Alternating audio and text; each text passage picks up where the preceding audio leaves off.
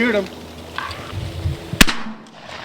It's a challenge because every day something's different. You're not going to see the same amount of birds every day. You're not going to see the same deer every day.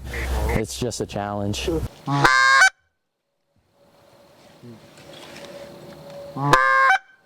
It's kind of like you're speaking another language. I mean, it's also like an instrument. You gotta blow it right, and it takes the right timing to blow it. It took me probably a good year. For every day when I went to school, I didn't listen to the radio. I just blew my duck call.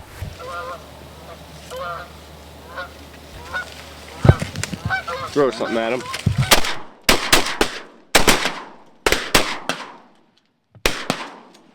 Good boy. Good boy.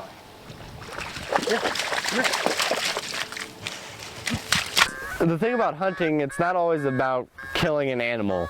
It's the time you spend in the outdoors, in a tree stand, in a duck blind. I mean, there's mornings that we don't see any ducks, but we see one of the most beautiful sunrises on earth. I just have a driven passion for the outdoors. It's relaxing and it's my getaway. Look up, boys, look up. Cut him!